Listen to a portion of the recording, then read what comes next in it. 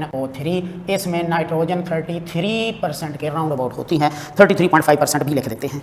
ये बनाई जाती है by neutralization reaction between ammonia and HNO3। तो ये आपने लिया अमोनिया, ये आपने लिया HNO3, बन गया अमोनियम नाइट्रेट। इसे कंसनट्रेट किया, प्रिल्ड कर लिया और अमोनियम नाइट्रेट बन गया।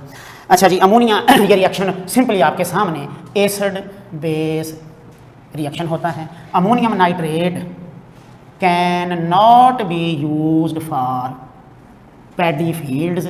उसकी वजह, पैडी फील्ड्स चावलों की फसल को कहते हैं, उसमें हर वक्त पानी खड़ा होता है। पानी की वजह से जो बैक्टीरिया होते हैं, microbial bacteria, decompose the nitrogen nitrates into nitrogen which escape out, जो ज़ाहिर है निकल जाती है। इसे लाइमस्टोन के साथ भी मिक्स करके यूज़ किया जाता है, यूज्ड विद लाइमस्टोन, जिसे कहते हैं CaCO3, पाउडर बना के यूज़ करते हैं। और it is hygroscopic in nature. तो ये हाइग्रोस्कोपिक इन नेचर होती है। तो ये तो हैं नाइट्रोजन फर्टिलाइजर्स जो आपने करनी है।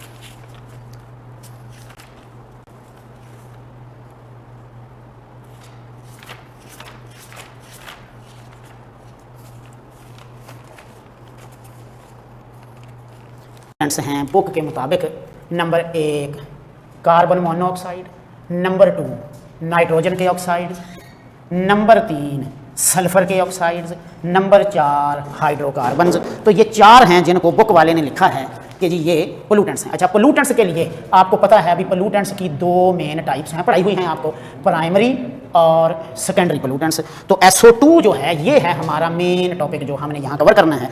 तो अगर मैं यहाँ से चलूँ कि इसके नेचुरल सोर्सेस पहले देखेंगे। नेचुरल सोर्सेज में वॉल्केनोस 67% हैं, डीकम्पोजिशन ऑफ ऑर्गेनिक मैटर से भी पैदा होती हैं, जबकि ह्यूमन एक्टिविटीज़ में कंबस्चन ऑफ कोल है। अच्छा जी, और कोल में आपको पता है 1 to 9% सल्फर पाया जाता है, ये इसका बहुत बड़ा सोर्स है। अच्छा जी, क्रूड ऑयल की कंबस्चन से पैदा होता है। इसके अलावा ये हर किस्म की कंबस्चन ऑफ पेट्रोलियम भी इसका एक सोर्स है, क्योंकि उसके अंदर भी पाया जाता है। इसकी प्रॉपर्टीज SO2 पंजेंट ऑर्डर रखती हैं और इरिटेंट होती है। इसकी स्मेल लाइक बर्निंग सल्फर होती है, अच्छा जी, इसके इफेक्ट्स जो हैं, number 1 in air form sulphate aerosols. तो एयर में ये सल्फेट एरोसोल्स बना देते हैं, और आपको पता है कि sulphate aerosols produce severe respiratory troubles. ये मतलब बड़े ख़तरनाक किस्म के सांस की बीमारियां पैदा करते हैं, स्पेशली इन ओल्डर पीपल। और दूसरा इसका इफेक्ट आपको पता है, काज एसिड रेन। और ये चूंकि हम बड़ा डिटेल पढ़ भी चुके हैं ऑलरेडी, तो इसलिए कोई इतना ज़्यादा जाने की ज़रूरत नहीं है, लेकिन सिर्फ इतना बताऊंगा। SO2 in the presence of oxygen with water in the presence of light, यानी फोटो केमिकल रिएक्शन हो के ये अल्टीमेटली H2SO4 बनाते हैं। और H2SO4 अगर बारिश के साथ नीचे आए तो एसिड रेन पैदा करता है, और अगर वैसे खुश्क आए यानी बारिश लंबे अरसे तक ना हो तो उसे एसिड डेपोजिशन कहा जाता है। लिहाजा एसिड रेन की मेन काज जो है वो ये है। तो चूंकि एसिड रेन वाला टॉपिक आपको मैं पहले पढ़ा चुका हूँ, तो इसलिए दोबारा फिर नए सिरे से उसको पढ़ाना जो है वो कोई अच्छी बात नहीं लगती मुझे, तो इसलिए इसे मैं जनरल आपको सिर्फ एक भी ये टॉपिक आपने करना है। थर्ड हमारा topic according to UHS syllabus, इसमें जो इंक्लूड है वो बड़ा अहम टॉपिक है जी, वो है मैन्युफैक्चर ऑफ H2SO4। चलें जी, ये है जी मैन्युफैक्चर ऑफ H2SO4। आप जानते हैं कि H2SO4 बनाने के वैसे तो दुनिया में दो तरीके हैं। एक था लेड चैम्बर प्रोसेस, जो ओल्ड मेथड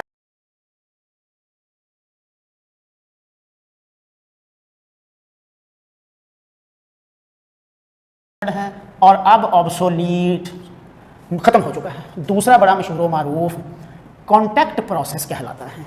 H2SO4 को आयल ऑफ विट्रियोल भी कहा जाता है।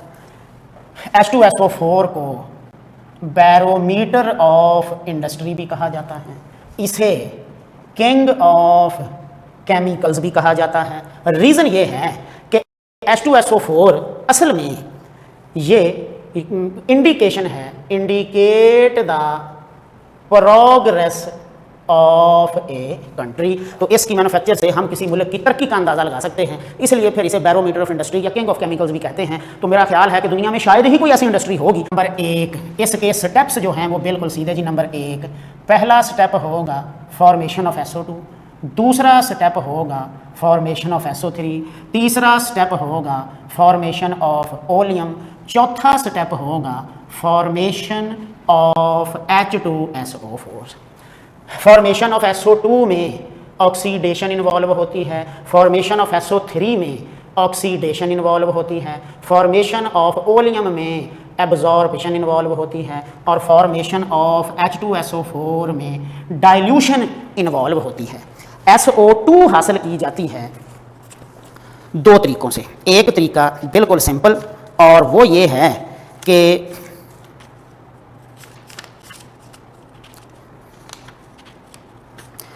एक तरीका ये है कि सीधा सीधा सल्फ़र लेके ऑक्सीजन में बर्न किया जाता है, बन जाएगा SO2। एक ये है कि आयरन के पाइराइट लिए जाते हैं FeS2 plus access of oxygen, बन जाएगा Fe2O3 प्लस 8SO2। तो ये दो तरीक़ों से हासिल की जाती है।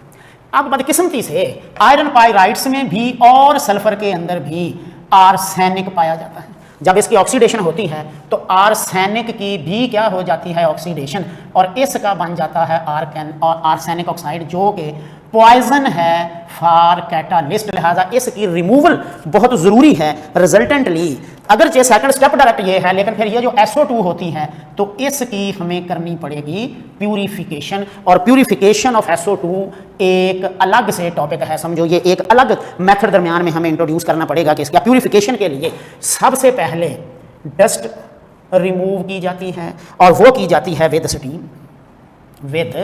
स्टीम। नंबर 2, कूलिंग की जाती है और वो की जाती है through lead pipes at 100 centigrade. Number 3, scrubber लगा होता है जो इसको वॉश करता है। Scrubber washing with spray of water. Drying tower है जिसमें कोक फील्ड टावर होता है, कोक फील्ड टावर, और इसे ड्राई किया जाता है with H2SO4 as drying agent. अच्छा जी, आर्सेनिक प्यूरीफायर है जिसमें FeOH थ्राइस इस्तेमाल किया जाता है, जो कि आर्सेनिक ऑक्साइड को रिमूव कर लेता है, रिमूव्स AS2O3 आर्सेनिक ऑक्साइड। और फिर आखिर में इसकी टेस्टिंग बॉक्स में से गुजार के इसे चेक किया जाता है फॉर प्यूरिफिकेशन। लिहाजा इसमें कोई केमिस्ट्री इन्वॉल्व नहीं है। ये सिर्फ इसलिए कि अगर हम SO2 को प्योर नहीं करेंगे तो रिजल्ट ये होता है कि आर्सेनिक ऑक्साइड जो है वो कैटालिस्ट को पॉइजन कर देता है, और चूंकि कैटालिस्ट महंगा होता है तो इसलिए हम ज़ाहिर है उसे अफोर्ड नहीं करते। तो ये एक साथ इसके समझें सेकेंडरी प्रोसेस है विच इन्वॉल्व्स नो केमिस्ट्री। सिर्फ इसमें इन्वॉल्व है कि FeOH थ्राइस जो है वो इसको रिमूव कर लेता है। उसके बाद SO3 बनानी है, ये तो आपको पता है, बड़ा मशहूर मारूफ reaction 2SO2 plus O2 reversible process, 2SO3 catalyst V2O5, temperature 400 to 500 centigrade और प्रेशर इसका 1 to 2 एटमॉस्फेयर रखा जाता है। जो SO3 बनती है इसको फिर एब्जॉर्ब किया जाता है वाटर के अंदर, बन जाएगा H2S2O7, इसे पायरो सल्फ्यूरिक एसिड भी कहा जाता है, इसे ओलियम ऑयल जैसा, क्यों ये बिल्कुल तेल की तरह होता है तो इसे ओलियम भी कहा जाता है। और उसके बाद H2S2O7 प्लस बन गया H2O, ये बन जाएगा 2H2SO4। लिहाजा अगर इसे 1:1 में मिक्स किया जाए तो 100% प्योर H2SO4 मिलेगा। अगर 1:2 में इसको, यानी इसका 1 मोल, तो ये इसको 50% कर देता है। लिहाजा इससे 50% H2SO4 हासिल होता है। इसीलिए हम कहते हैं कि इससे H2SO4 of any required concentration can be obtained. तो ये है जिससे हम हर किस्म का, किसी भी कंसंट्रेशन का 100% प्योर सल्फ्यूरिक एसिड बना सकते हैं। 2-3 बातें एज ए जनरल नॉलेज आपने सल्फ्यूरिक एसिड की याद रख लेनी है जी, और उनमें सबसे अहम ये है, अच्छा ये मेथड किनस्टिक ने जर्मनी में ईजाद किया था जी, डिस्कवर्ड बाय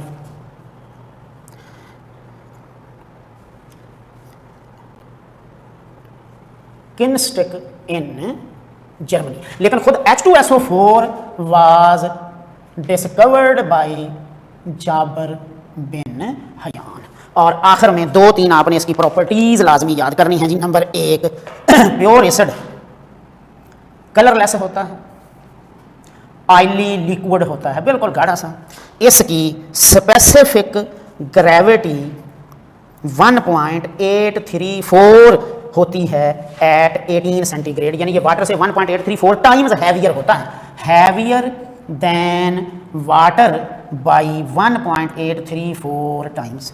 प्योर एसिड, अब freezing point 10.5 centigrade, boiling point इसका बहुत हाई होता है 338 सेंटीग्रेड, जबकि pure acid exist in molecular state and is bad या नॉन कंडक्टर। तो ये है सल्फ्यूरिक एसिड की मैन्युफैक्चर। डियर स्टूडेंट्स, मुझे यकीन है कि आपने इसको गौर से देखा होगा। तो इसमें बाज़ औक़ात बड़े सिंपल किस्म के क्वेश्चन भी आए हुए होते हैं। फॉर एग्जांपल वो क्या देता है, the formation of oleum involves which of the following reaction. अब आपको मैंने इसीलिए स्पेशली केस में जो जो रिएक्शन इन्वॉल्व है वो आपको पता होना चाहिए। सिमिलरली जब आप ओलियम में वाटर डालते हैं तो आप सिंपली इसकी डाइल्यूशन कर रहे हैं, यानी इसके अंदर ऑलरेडी SO3 होती है जो इसमें डिजॉल्व हुई होती है, वो वाटर में अब्जॉर्ब होकर वापस H2SO4 बना देती है। इसी तरह से ये आर्सेनिक प्यूरीफायर ये होता है, ड्राइंग टावर में कोक इस्तेमाल होता है, कूलिंग पाइप्स में लेड के पाइप्स होते हैं वगैरह वगैरह। अच्छा, डस्ट रिमूवर में स्टीम से डस्ट रिमूव की जाती है। तो ये खासतौर पर इसमें से बड़े इंपॉर्टेंट MCQs हैं। बाज़ तो बिल्कुल ही सिंपल होते हैं, मसलन which of these chemicals is called king of chemicals. इसी तरह से which of these is barometer of industry. तो ये भी सवाल आपको आ सकते हैं। तो ये है हमारा आज का लेक्चर नंबर 1, जो बिल्कुल समझे जनरल केमिस्ट्री या जनरल नॉलेज का चैप्टर था। तो नेक्स्ट लेक्चर में हम इंशाल्लाह इसकी प्रॉपर्टीज़ और एक आध टॉपिक कोई और रह गया होगा तो वो देखेंगे। बहुत शुक्रिया, थैंक यू, अल्लाह हाफ़िज़।